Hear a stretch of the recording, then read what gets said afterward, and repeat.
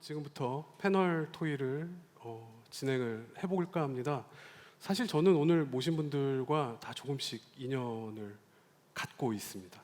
그래서 그 인연이 오늘 이렇게 좋은 그리고 쉽지 않은 토의 자리를 만들어낸 것 같아서 무척 영광스럽게 생각합니다.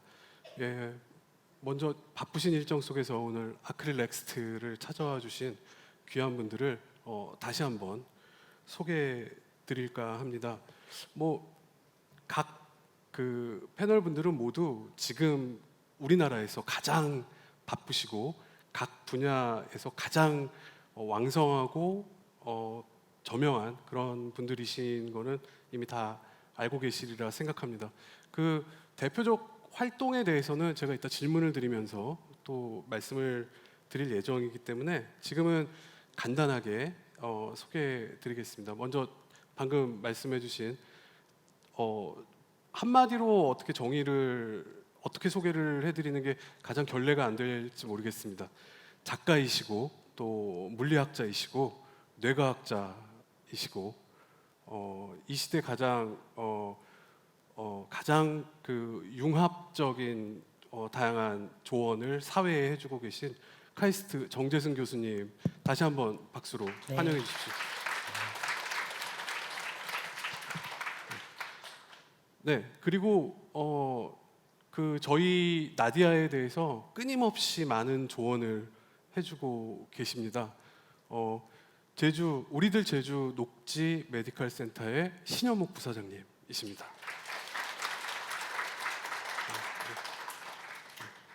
그리고 제 바로 옆에는 동아일보의 의학 전문 기자로 지금 왕성하게 활동을 하고 계시는 홍은심 기자님이십니다.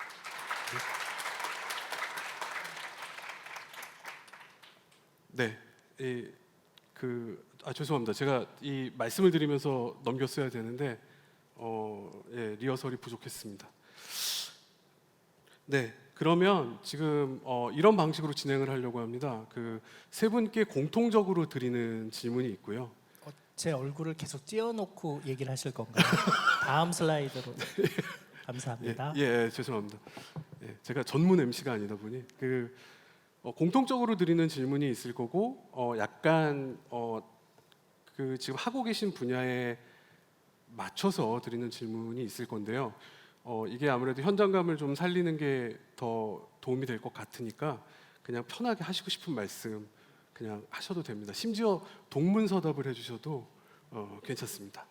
네, 그래서 두 세션으로 나눠서 진행을 해보려고 해요. 첫 번째는 우리가 원하는 병원, 그리고 두 번째는 병원이 원하는 인공지능, 이렇게 한번 나눠서 얘기를 해보려고 합니다.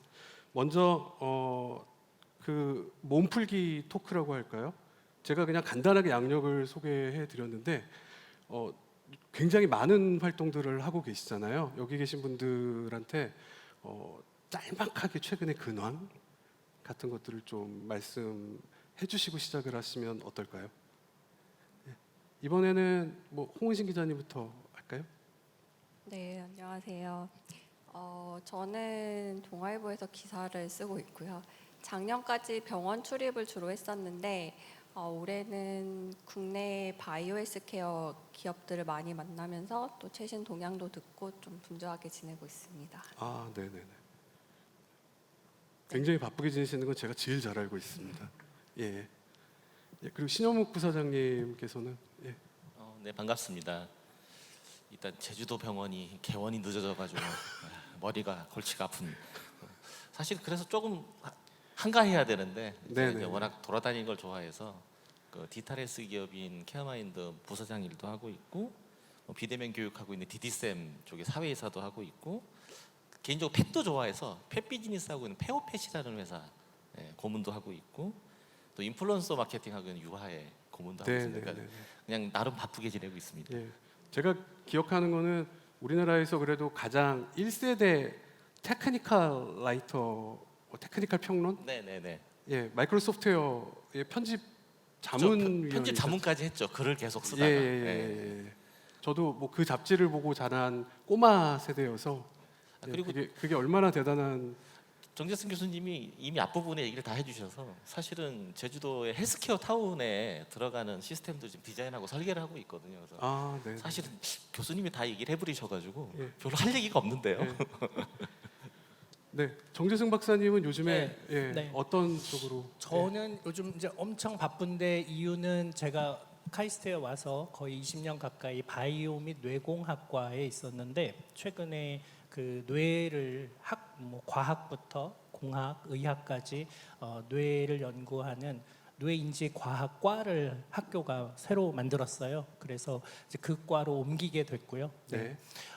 카이스트가 지금 1971년도에 개교를 하면서 만들어진 학과 외에 네, 네. 학부부터 만들어진 학과가 3개밖에 없거든요. 네, 그게 이제 하나가 바이오 및 뇌공학과고 또 하나가 융합인재학부라는 건데 제가 2년쯤 전에 만들었는데 이 세 번째가 뇌인지과학과입니다. 그러니까 네. 이렇게 학부부터 대학원까지 그 새로 만드는 프로그램을 한다는 것은 굉장히 야심차게 학교가 추진을 한다는 뜻이고요.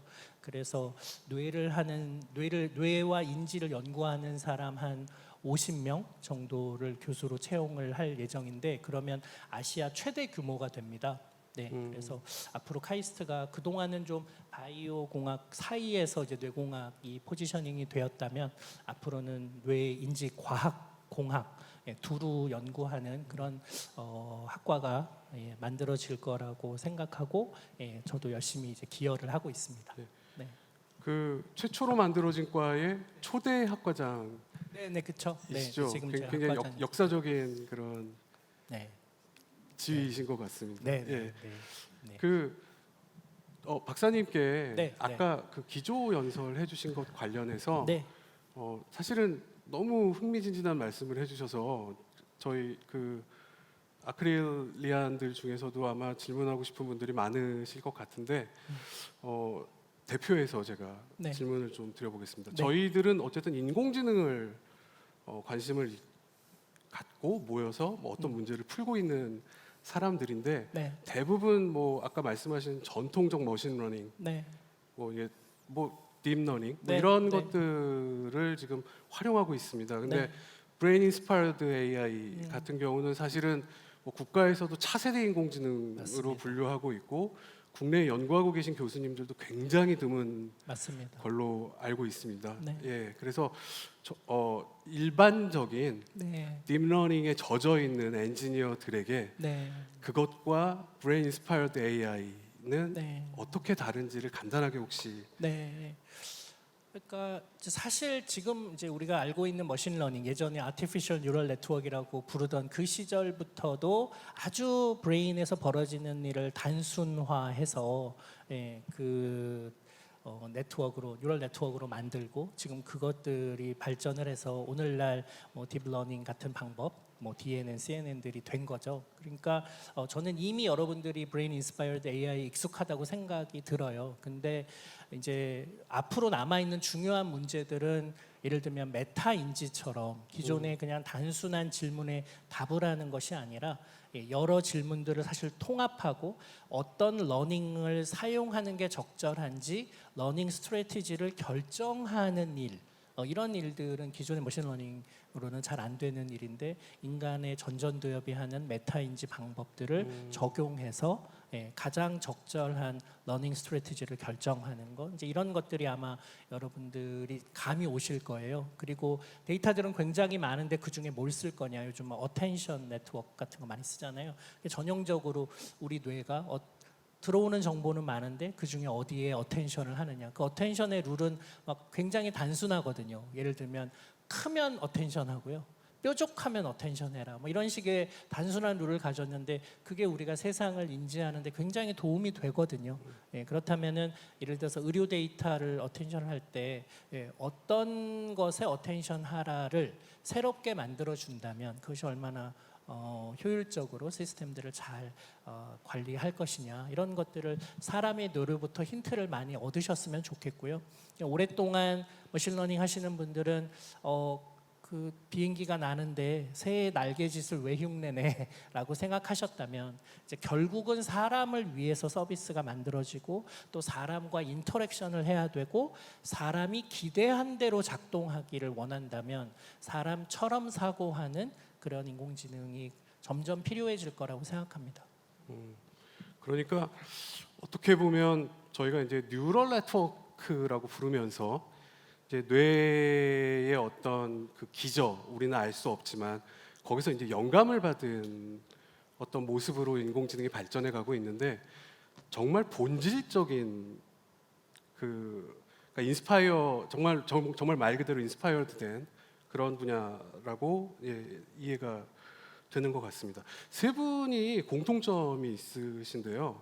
엄청나게 글을 많이 쓰십니다. 기자님은 뭐 아무래도 직업이시다 보니까 그렇고 부사장님께서도 굉장한 그 글을 많이 쓰시고 저도 사실 즐겨 보고 있습니다. 정재승 박사님은 제가 지난주인가요? 교보문고에서 한번 검색해 봤더니 몇 권 혹시 등록되어 있는지 아십니까? 제가 쓴 책은 많지 않고요. 네, 제가 뭐 그냥 추천사 이런 것들이 다 등록돼 있어서 많아 보이는 거지. 이게 실제로 저는 책을 많이 쓰지는 않았습니다. 네. 227권 나왔습니다. 제가 그걸 썼을 리가 없잖아요. 제가 그렇지 않고 실제로 대부분은 그 뭐 추천사를 쓰거나 감수하거나 네. 이제 이런 게 올라 있는 거고. 네, 민망합니다 사실. 네. 그래서 이것도 이제 몸풀기 질문이라고 생각을 해주시면 좋을 것 같은데 저희가 이제 브레인 인스파이어드 AI 말씀이 나온 김에 뭐 글을 쓴다는 게 굉장한 에너지를 소모하는 것이지 않습니까? 근데 저희가 글만 쓰지 않고 다른 여러 가지도 같이 하잖아요. 뭐 교수님은 연구도 하시고 기자님은 뭐 만나서 뭐 그런 것들 계획하시고 정리하시고 뭐 이런 것들 평상시에 그 뇌의 관리랄까 정신 건강과 관련돼서 혹시 특별한 비결 같은 게 있으시면 지금 저희 엔지니어들이 사실은 그런 걸로 인한 그 스트레스 호소를 되게 많이 하는 편이어서 혹시 독자적인 비법 같은 게 있으시면 좀 알려주시면 좋을 것 같아요. 사실 제가 재작년인가 한 3년 전에 그 낯선 바람이라고 정신과 연재를 한 1년 정도 한 적이 있었어요. 그래서 그때 정신과 선생님들을 정말 많이 만났는데 모두 다 똑같은 것 같아요. 선생님들조차도 스트레스를 어떻게 풀어야 될지 몰라서 술을 드시는 분도 많고. 결국 술인가요? 네. 네. 네. 그럼 저는 이론적으로 스트레스가 하나도 없어야 되는데. 네. 예. 이게 그래서 정신과 선생님들 중에 실제로 술 담배 하시는 분들 굉장히 많은데요. 그러니까 항상 그 마음의 병을 갖고 있는 분들과 소통하고 이해하려고 하니까 본인들은 또 그 스트레스를 다른 식으로 풀기 어려우신 거죠. 근데 저 같은 경우는 좀 자는 편인 것 같아요. 잠이 되게 많이 오더라고요. 예. 이번에 세월호래. 그 이태원 참사 때도 사실 현장도 나가보고 그랬는데 이번에 제가 느낀 거는 이 정신 건강에 관해서 스스로 좀 컨트롤할 수 있고 또 어떤 식으로든지 풀어야 된다는 게 굉장히 중요하다고 느낀 게 그 트라우마 관련해서 사실 저도 처음 보는 현장이었거든요. 그러니까 뭐 취재하는 당시에는 사실 아무 생각이 없었어요. 그냥 뭐 정신도 없고 하니까.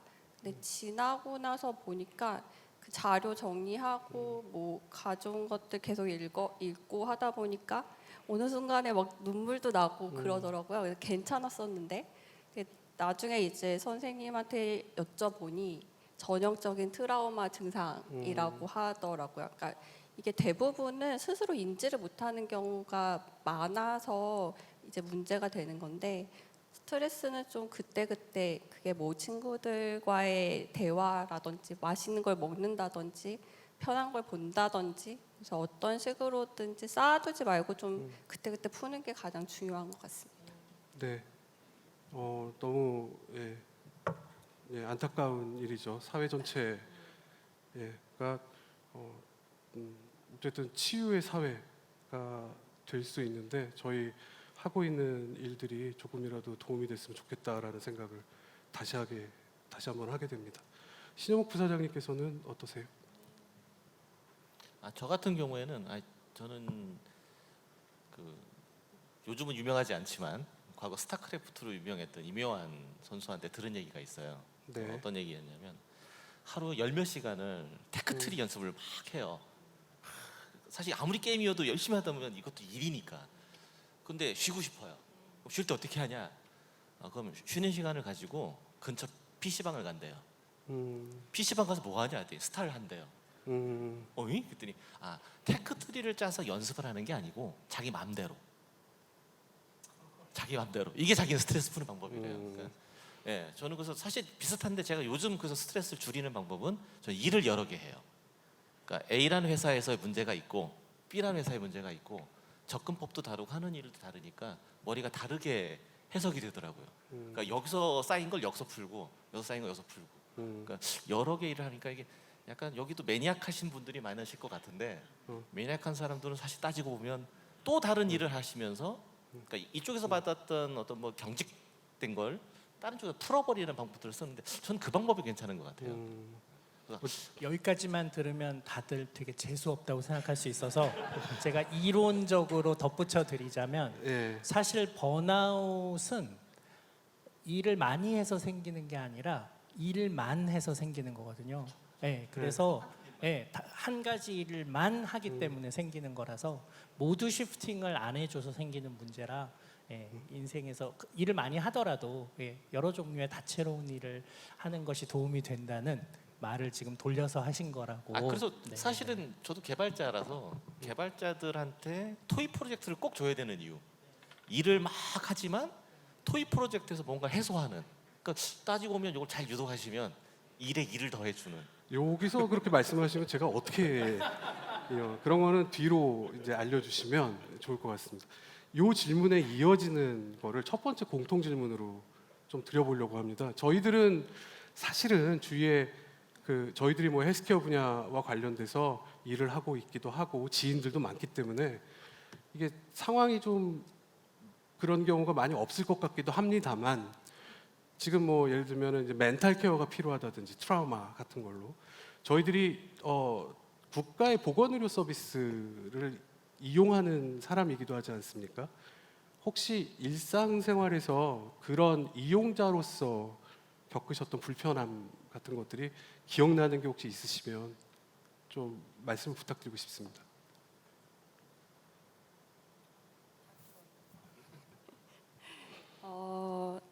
사실 이거는 되게 제 입장에서는 본격적인 질문이라고 생각해서 이 부분만 좀 답을 하려고 준비를 했었거든요. 네네네. 네. 근데 사실 우리나라는 의료 서비스만 놓고 얘기를 하면 세계 어느 나라에서도 볼 수 없는 괜찮은 시스템을 갖고 있다고 저는 생각을 하거든요. 네, 특히 뭐 거의 대부분의 병원에서 내세우고 있는 그 환자 중심 병원이라는 슬로건도 또 의료 소비자를 유치하기 위해서 이제 병원이나 의료계 관계자들이 많은 노력을 하고 있다는 걸 알 수가 있는데요. 네, 한편으로 또 우리나라의 이런 무한 경쟁이 병원들의 무한 경쟁이 부작용도 있지만 전반적으로는 또 의료 서비스의 질을 높이는 데 한몫을 하고 있다고 생각하고요. 그럼에도 불구하고 의료 서비스를 이용하는 소비자 입장에서 좀 보완됐으면 하는 것들은 여러 가지가 있죠. 병원은 아무래도 환자나 소비자들에 있어서 여전히 좀 보수적인 곳이기도 하니까요. 네, 그 중에서도 뭐 오늘 주제에 맞춰서 한 가지만 얘기를 하자면 아까 뭐 데이터, 환자 정보 이런 얘기 하셨는데 환자 정보 공유에 대한 게 있어요. 그래서 단순하게 뭐 병원을 옮길 때마다 해야 되는 이런 중복되는 검사 문제도 있겠지만 사실 여기에는 좀 생각보다 많은 이슈가 포함되어 있는데요. 뭐 질환에 따라서는 의료진이 세컨 오피니언이 되게 중요할 때가 있어요. 그러니까 뭐 환자는 병원을 바꿔서 다른 의료진의 치료 방법에 대해서도 의견을 들어봐야 되는 네, 건데요. 네, 네. 물론 대부분의 이런 질환 치료는 표준 가이드라인이기 때문에 뭐 공통된 상황에서는 의료진의 치료법이 그렇게 크게 차이가 나는 것은 아니지만 뭐 심각한 수술을 앞두고 있다거나 뭐 예를 들면은 뭐 콩팥에 작은 종양이 생겼어요. 그래서 병원에서 발견을 했는데 콩팥 하나를 띄어야 된다고 하는 거예요. 그럼 환자 입장에서는 굉장히 충격적이겠죠. 네, 네. 그래서 다른 병원에 가서 또 의견을 들어보고 싶을 거예요. 병원에 다시 다른 병원을 가서 결국 이거는 제가 직접 들은 사례라서 그분은 결국은 그 작은 종양을 복강경 수술을 해서 되게 최소 절개로 띄어난 다음에 항암 치료를 받고 완쾌를 하셨는데요. 만약에 첫 번째 병원에서 그렇게 했다면 이분은 콩팥을 떼어냈을 수도 있어요. 근데 문제는 다른 병원에 옮겼을 때 그 환자의 영상 검사라든지 초기 진단이 공유가 되지 않기 때문에 그 옮긴 병원에서 똑같은 검사를 다시 받아야 됐어요. 이 환자는. 그래서 사실 뭐 이런 것들과 또 뭐 다른 예를 들자고 하면은 뉴스에서 많이 접하셨겠지만 중복되는 치료제 처방 문제가 있거든요. 그러니까 예를 들면 뭐 마취통증학과다 이러면 마취통증학과에서는 통증 환자한테 주로 주사하는 게 스테로이드 제제거든요. 근데 아시다시피 스테로이드 제제는 좀 심각한 부작용을 동반할 수가 있어서 뭐 용량이나 사용 기간이 매우 중요한 치료제거든요. 근데 이 처음 스테로이드 처방을 받은 환자는 통증 완화 효과가 생각보다 굉장히 크거든요. 그래서 빠르게 효과를 볼 수 있는데 이게 점차 시간이 지나면 통증이 만성화가 돼서 효과의 그 지속 기간이 짧아지거든요. 그러면 일부의 환자들은 병원을 바꿔가면서 이 스테로이드를 계속 맞아요. 그럼 나중에는 굉장한 부작용이 생길 수 있거든요. 또 뭐 만성 질환자 같은 경우를 생각해 보면 약 처방에 좀 심각한 문제가 있죠. 그러니까 만성 질환자들의 특징이 대부분 한 가지 병만 갖고 있지 않아요. 뭐 고혈압도 있고 당뇨도 있고 뭐 어디 근육통도 있고 막 여러 가지 병들을 한꺼번에 갖고 있단 말이에요. 그리고 또 이게 다 진료과에 따라서 처방약도 각각 받잖아요. 근데 통증을 호소하는 환자들이 많기 때문에 이런 약한 중독을 일으키는 진통제 처방을 중복으로 받을 수가 있어요. 그래서 일부 전문가들은 이 노인성 질환에서 많은 부분이 중복되는 약만 좀 정리를 해도 해결될 거라고 하시는 분들도 실제 있거든요. 그래서 이 부분에 관해서 병원에서 실제 전문가를 둬야 된다라는 의견도 있고요. 그래서 사실 병원 간의 이런 환자 정보 공유 문제는 되게 오래된 문제거든요. 생각보다 많은 문제를 가지고 있는데 해결이 안 되는 이유에는 또 몇 가지 이유가 있죠. 그래서 아까 교수님도 잠깐 얘기하셨지만 이런 무한 경쟁도 있고 또 말씀하신 각자 다른 시스템을 사용하고 있고요. 사실 가장 큰 거는 무한 경쟁인 것 같아요. 공유하고 싶지 않아 하는. 그리고 이 환자 정보가 안전하게 가고 있다는 확신도 없고요. 그래서 또 병원들 간에 그래서 일부러도 사실은 호환이 어려운 환자 관리 시스템을 사용하기도 하거든요. 또 이런 문제들을 사실 좀 해결을 해야 되죠. 왜냐하면은 환자 입장에서는 중복되는 비용의 문제도 있을 거고요. 또 환자 안전을 생각한다면 이런 중복된 약 처방 생각을 한다면 이건 사실 반드시 해결돼야 되는 문제 중에 하나거든요. 네, 너무 너무 디테일했나? 디테일하게 그쵸. 말씀을 해주셔가지고 너무 감사드립니다. 그러니까 어찌 보면은 데이터 분절이라는 현상이 나타내는 이제 가치 기반 의료를 막는 아주 심각한 사례들을 좀 말씀 주신 것 같아요. 마침 또 정 교수님 스마트시티 플래너이실 때 이 데이터 활용에 대해서도 굉장히 강조하는 인터뷰 하신 걸 제가 봤는데 데이터의 분절과 연결이 안 됨이 이게 단순 보안과 표준 문제로 보시는지 아니면 그 외에 다른 요인들이 있다고 보시는지요? 그러니까 일단은 그거를 해야 추진하려는 리더십이 부재하고요. 아, 리더십이요. 네, 그리고 예. 그 리더십을 어딘가 만들려면은 공동의 이익을 만들어줘야 되는데 근데 그걸 만들기 어려운 상황이니까 오히려 분절되었을 때 각자 의료 활동들이 경쟁력을 갖기 때문에 통합할 이유가 없는 거죠. 그러니까 그거는 환자에겐 유익하지만 개별 병원이 주도할 필요가 없는 일이라서 저는 공공에서 그 일을 주도해야 된다고 생각하고요.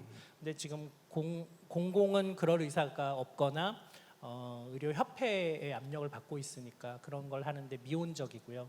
그리고 다른 나라에서는 기업이 그 시스템들을 만들어서 우리 제품들을 쓰라고 네네네. 그런 방식으로 이제 그 시스템들을 통합하는 일들을 하고 있는데 그렇게 하기에 그렇게 외국에서 들여온 시스템을 쓰는 게 적절하지 않아 보이고 국내 시스템들은 아직은 조악하고 그런 이제 지금 그런 형국이죠. 근데 저는 시간이 지나고 이런 경험들이 좀 쌓이면은 좀 나아지리라고 생각하는데 국가가 좀 더 강력한 리더십을 발휘할 필요가 있다고 생각합니다.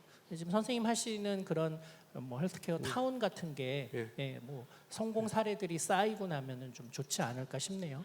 제가 일부러 신현묵 부사장님께 세 번째로 질문을 드리려고 했는데 이 두 분과는 입장이 좀 다르시잖아요. 왠전 실제- 병원에 있으니까. 예, 병원을 운영하고 계시는 분으로서 이 문제를 한번 생각해 보시면 어떨까요? 사실 이 문제를 해소해 보려고 근 20몇 년을 계속 싸우기도 하고 일도 하고 있는데 사실 요 내용 가지고 제가 한 8시간 강의도 할 수 있어요. 그거 처음부터까지 왜 예, 그런지 그건 설명할 수 나중에 있는데 저희- 나중에 하고 예. 그냥 단편적으로 예. 이야기 드리면은 예. 그 뭐라고 해야 되나 그 의료가 산업이 아니에요. 한국에서는 한국에서 의료가 산업이 아니에요. 그러니까 돈을 기준으로 뭘 풀 수 없어요. 그러니까 네. 한국에서 의료는 그냥 뭐라고 해야 되나 복지.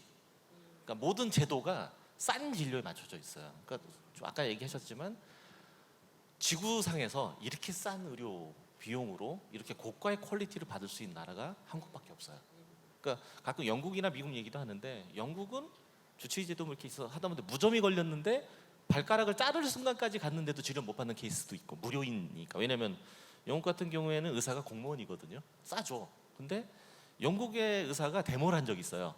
난 비인간적인 의료 행위를 하고 싶지 않다. 왜? 내가 왜 하루에 환자를 6명이나 보냐? 내 6명이나 보면 제대로 진료를 할 수 없다. 5명 줄여달라. 공무원이니까. 또 하나 미국은 고가의 퀄리티, 좋은 서비스, 최신 신약 다 쓸 수 있어요. 대신 엄청 비싸요. 그러니까 가령 미국에서는 가끔 여러분 미국 드라마들 보시는데 유명한 의사가 되면은 그런 뭐 드라마에 나오는 병원이 있지 않아요. 카리브에 가서 자기 병원을 그러니까 내가 심장 내과이다 세계 최고의 카리브에 가서 내 병원을 열어요. 그리고 난 한 달에 한 명의 환자만 봐. 단 수술 비용은 10억씩이야. 이게 돼요. 미국은. 그러니까 두 나라 다 이렇게 지향하는 회사는 아니거든요. 그리고 또 하나는 또 아까 뭐 자료 정보나 이렇게 얘기를 하셨는데 실제 수가 체계가 그래서 한국식 제도가 그 외국의 의사들이 한국에 와서 보면 깜짝 놀라는 게 있어요. 분당 서울대나 이게 큰 빅5 가 보면 환자들이 바글바글 하잖아요. 막 의사들이 화를 내요. 아니 어떻게 이런 비인간적인 환경에서 진료를 하냐. 근데 사실 정말 원박스 진료다. 몇천 원에 진료 볼 수 있다고 하니까 의사들이 조용해져요. 그럼 도태기장 돼야 되는 게 맞네요. 왜냐면 이렇게 싸니까. 또 하나는 이건 사실적인 얘기인데 아까 중복 진료나 중복 검사 얘기하셨는데 슬픈 얘기가 하나 있어요. 우리나라에 있는 그 MRI, CT, 엑스레이 뭐 디텍터들이 많이 있는데 슬프게도 이거 굉장히 초정밀 장비들이거든요. 지방에 내려가 있는 이 장비를 다루는 의료 기사들이나 방사선들 수준이 높지가 않아요. 자, 우리가 카메라를 하나 써도 조리개 잘 맞춰야 되죠. 제가 지방에 내려가서 깜짝 놀란 게 MRI 장비인데 설정값이 디폴트 값이에요. 설정을 하지 않은 거예요. 그러니까 확인을 해보니 설정하면 돈이 들어가니까 설정 비용을 빼고 공장도가 비슷하게 받은 거예요. 그걸 중간 누가 떼먹었겠죠. 사실 거기서 찍은 영상 장비는 해독이 불가능해요. 슬프게도 식약처의 조사를 보면 우리나라의 CT 중에 한 50몇 프로가 해독이 불가능해요. 예, 실제 그래요. 그러니까 지방에서 찍은 장비들을 가지고 쓸 수가 없어요. 더 심한 얘기는 서울에 있는 그 뭐 그 지방 안에 대전도 포함돼 있고.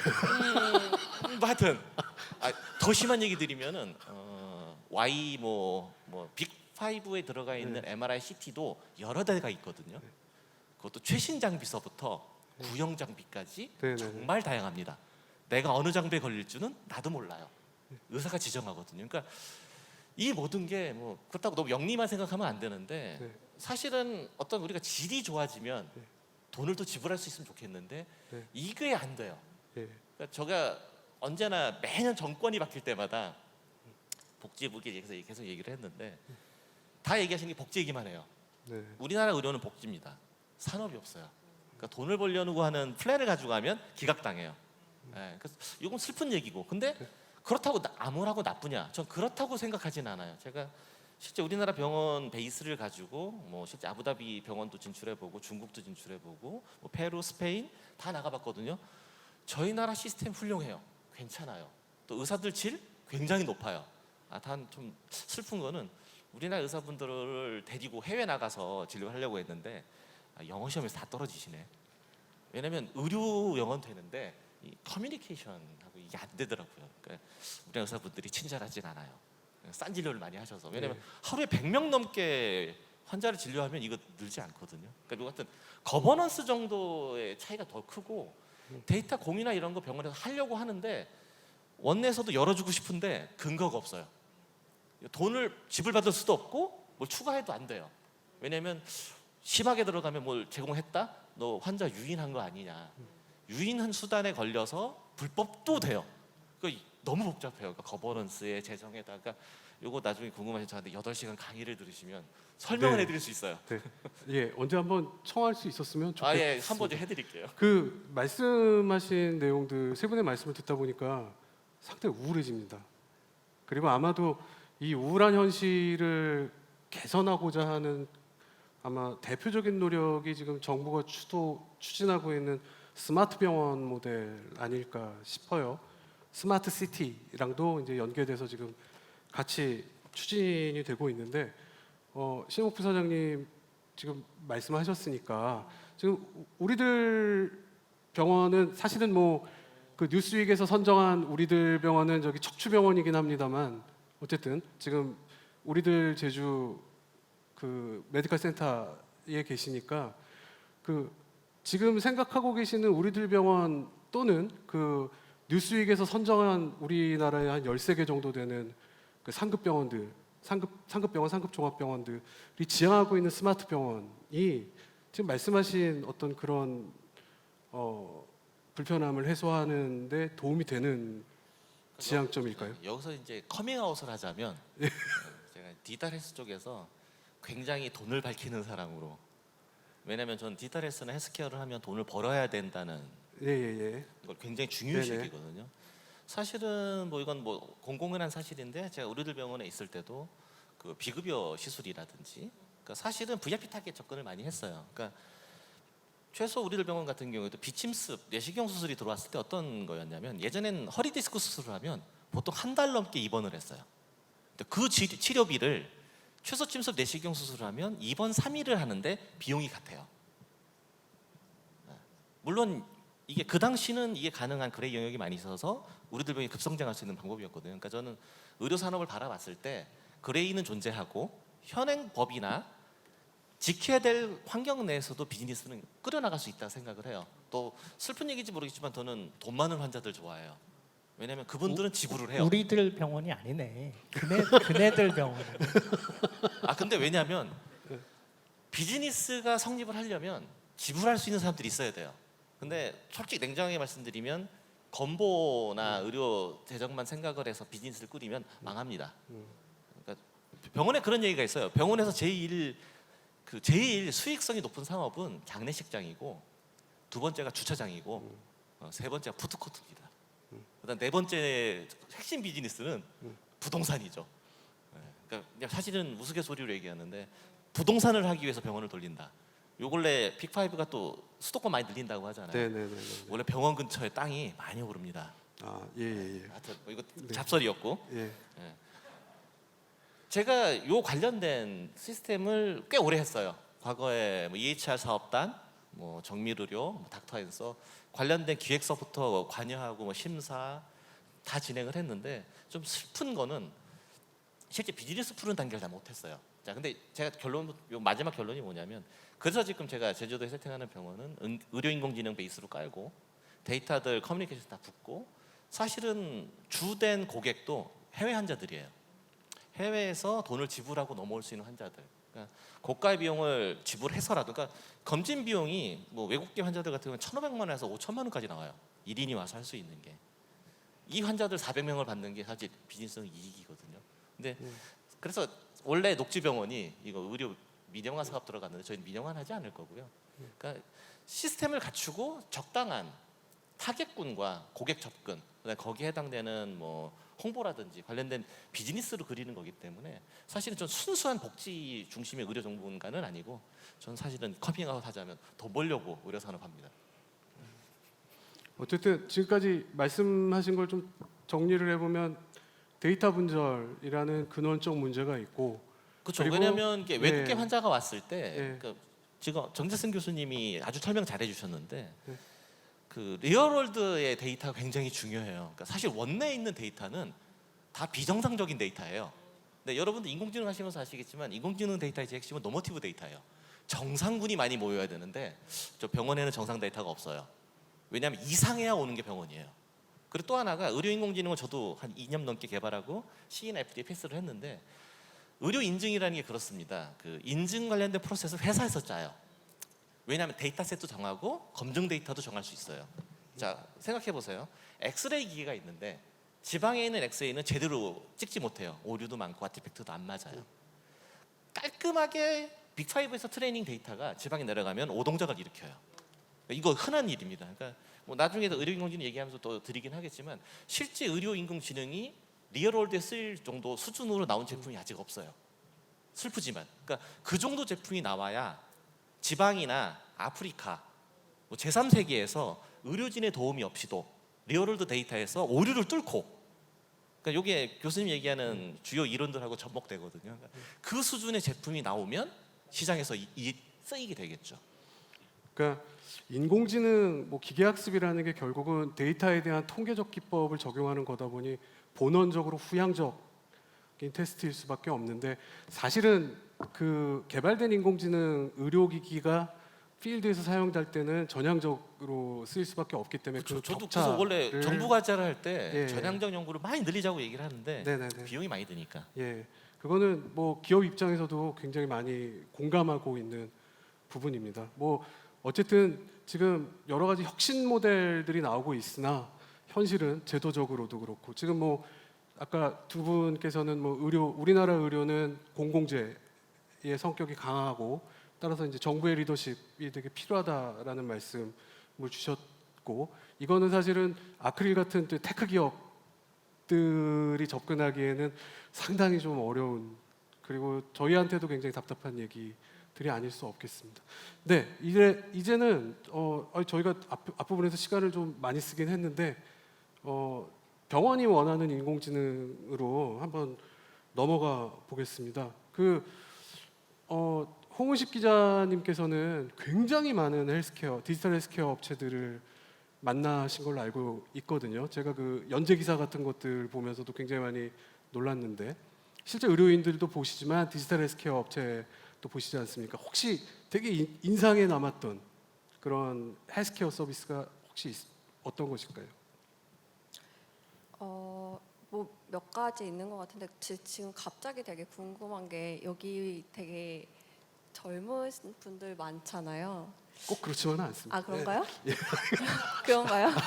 예. 되게 예쁘고 잘생긴 예. 젊은 분들이 많아서 네네. 저는 이분들이 생각하는 인공지능이 들어간 의료 시스템이 어떤 거를 구성하고 계신지가 사실 좀 더 궁금한 것 같아요. 제가 기자라서 자꾸 대답을 해야 되는데 오늘 질문하면 안 되는데 네네네. 우선은 좀 그렇고 제가 본 것들 중에서는 뭐 사실 가장 지금 사용되고 있는 인공지능이 탑재된 시스템이라고 하면은 영상 판독.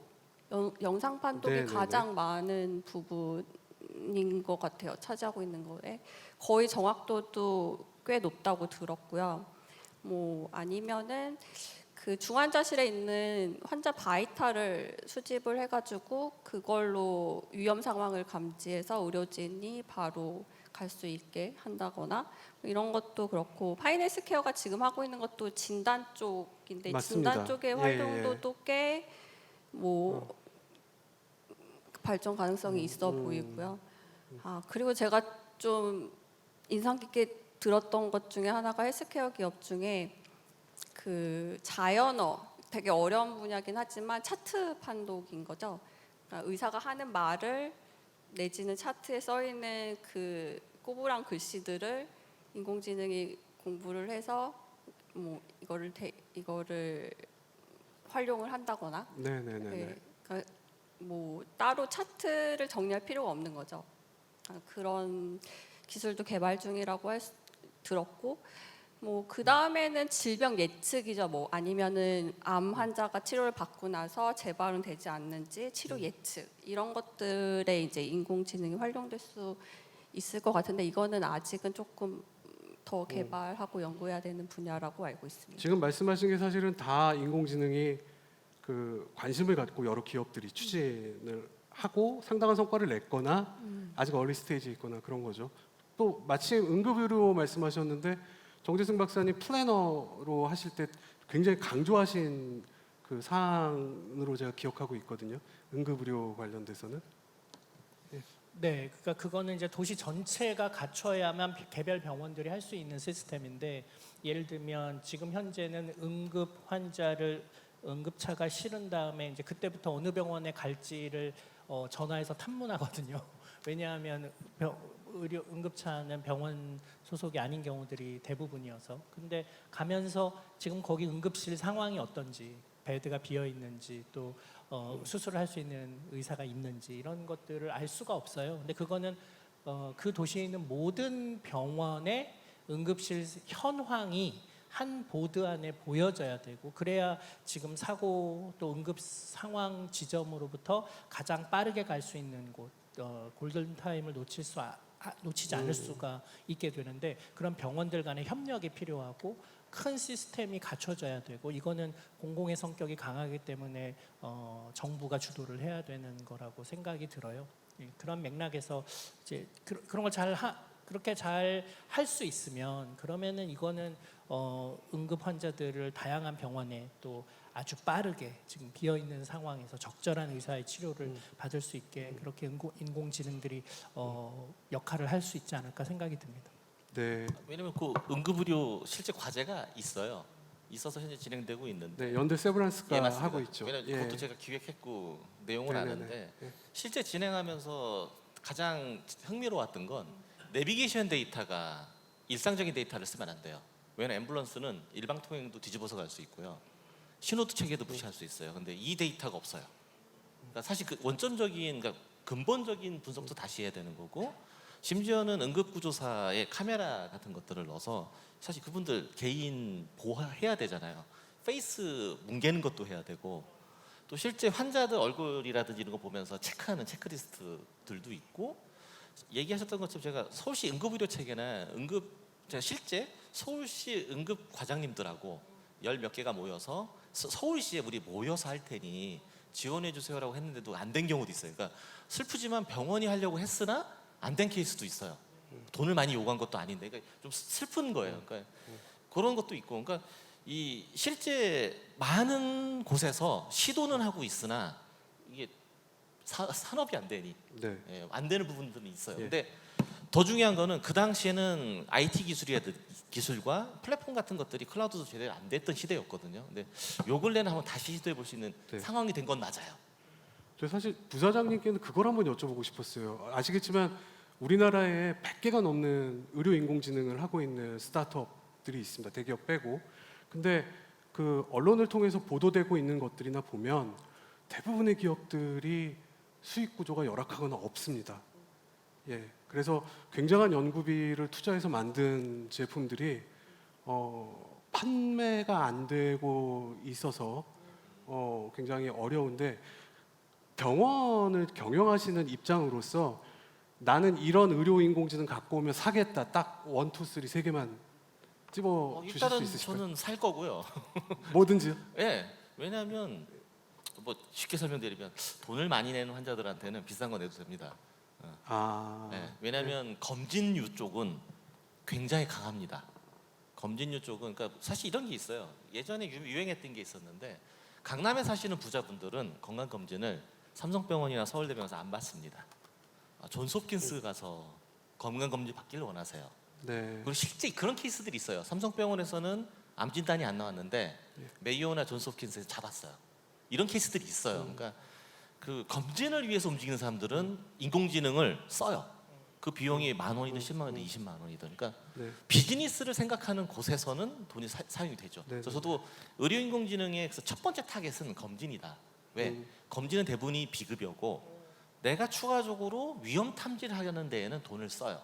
이 시장은 계속 커지면 커졌지 줄지 않습니다. 그러니까 검진 쪽 관련된 진단, 그다음 네. 보조 수단들, 네. 그다음에 의사들은 되게 실수를 많이 해요. 그러니까 네네네. 개발자는 버그를 만들고 과학자는 엉터리 논문을 만들고 네. 의사들은 실수로 사람을 네네. 죽인다. 뭐 이런 얘기가 있는데 네. 그 실제 그런 얘기는 어디서 들으시는? 제가 일본에 갔었을 때 놀란 것 중에 하나는 일본 병원에 그 암 환자 대상의 주사제를 만들 때 네. 인간이 개입하지 않습니다. 로봇이 만들어요. 네. 왜? 실수를 안 하니까. 네. 정확한 양 만들어 네. 정확하게 배달해요. 그러니까 사실은 이런 세이프티 영역은 굉장히 극도로 심하죠. 그러니까 네. 이런 부분에 그 병원은 네. 질 관리 정말 애를 쓰거든요. 네. 그러니까 질 관리에 대한 위험, 어. 개인에 대한 정밀 의료, 개인의 퍼스널라이즈드 여기에는 돈을 쓸 의향들이 있어요. 세 분의 에너지의 타입이 좀 다르셔가지고 제가 의도치 않아도 잘 어우러지는 모습이 저로서는 무척 다행스럽습니다. 그 지금 시간이 바쁘신 분들 모아놓고 시간이 좀 많이 지났는데 마지막 질문 하나씩 남겨두고 있는데 사실은 그 쉽게 볼 수 없는 패널 분들이셔서 혹시 아크릴리안 중에서 질문이 있으시면 한 개 정도만 받아도 괜찮으실까요? 혹시 질문 있으세요? 그러니까 질문을 제가 판단해서 괜찮으면 정재승 교수님의 어스그래피가 들어간 책을 선물로 드리겠습니다. 근데 질문을 안 하면 제가 뭐가 됩니까? 질문 있으세요? 한 분, 네. 되는구나. 안녕하세요. 저는 데이터 사업본부의 데이터 모델링 팀에 소속된 장영재라고 합니다. 정재승 선생님한테 질문을 좀 드리고 싶은데요. 아까 강연에서 나오는 거랑 조금 일맥상통하는 질문일 수도 있는데 지금 인공지능을 크게 두 부류로 구분하면은 정해진 목적을 위해서 이제 개발된 야기 인공지능이랑 그 다음에 보다 일반적인 목적을 위해서 만들어진 강의 인공지능, 조금 더 일반적으로 이제 일반 지능이라고 말할 수 있는데 요걸 좀 잘 개발하기 위해서 뇌과학의 측면에서 어떤 점이 가장 중요하다고 생각하시는지가 궁금합니다. 네, 그러니까 뇌가 어떻게 1,000억 개 정도 되는 신경세포가 한 10조 개 정도의 링크를 만들어서 지금 한 1.4kg밖에 안 되는데 지금 이 건물만 한 슈퍼컴퓨터가 하는 일보다 더 많은 일을 더 빠르게 수행하냐, 그 질문에 그 뇌가 갖고 있는 신비의 핵심이 뭐냐라고 하면 우리가 정확하게는 모르지만 굉장히 중요한 접근 중에 하나가 로컬라이제이션과 인테그레이션이라고 봐요.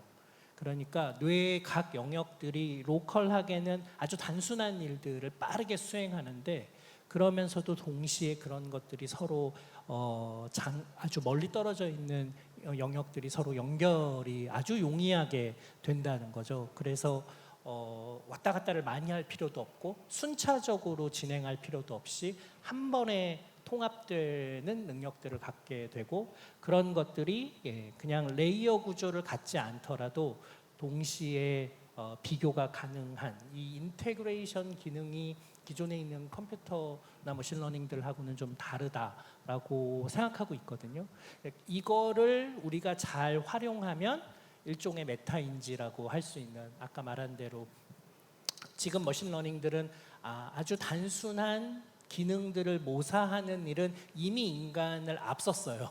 네, 정확도도 더 높고 속도도 훨씬 더 빠르고요. 근데 이제 그런 것들을 통합해서 뭔가 비교하고 좀 더 높은 수준의 일반적 지능으로 나아가는 이 인테그레이션을 어떻게 머신러닝이 하게 할 것이냐, 그리고 그냥 그냥 인테그레이션, 그냥 합쳐서는 또 이게 안 되는 거거든요. 그래서 인테그레이션의 전략이 뭐냐, 이게 아마 가장 중요한 핵심이라고 생각하고 있고요. 그래서 그런 부분이 메타인지로 넘어가는 그 메커니즘을 지금 컴퓨터에 인공지능에게 적용하려는 일들을 뇌공학자들이 굉장히 많이 하고 있습니다.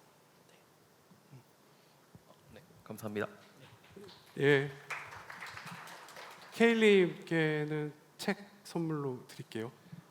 저 AGI 질문이 나올 줄은 몰랐는데 네, 예, 감사합니다. 아크릴의 수준을 잘 보여주셔가지고, 네. 그러니까 굉장히 높은 수준.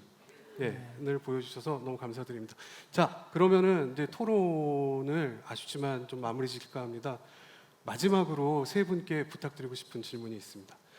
그 세 분께서 생각하시는 가장 중요한 가치가 아마 드러날 수도 있는 질문일 것 같은데, 만약에 누군가가 인공지능 병원은 어떤 병원인가요? 라고 세 분께 질문을 한다면 한 문장으로 혹시 대답을 해주실 수 있을까요?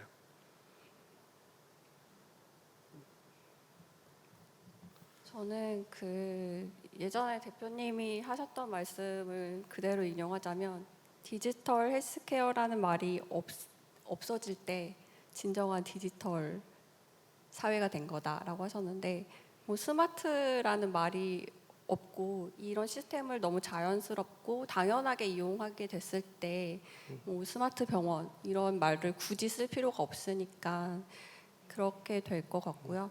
사실은 저는 그렇게 생각을 해요.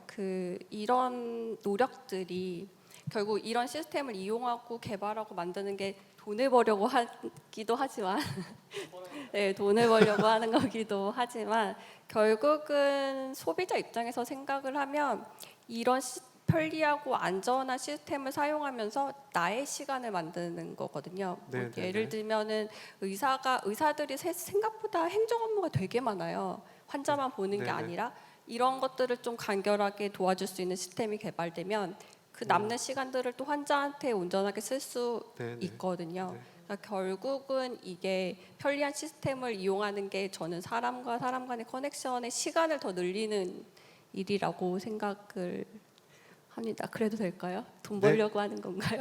아니요, 너무 좋은 말씀이세요. 신영 부사님, 인공지능 병원은 어떤 병원인가요? 돈을 벌어야죠. 돈을 버는 병원.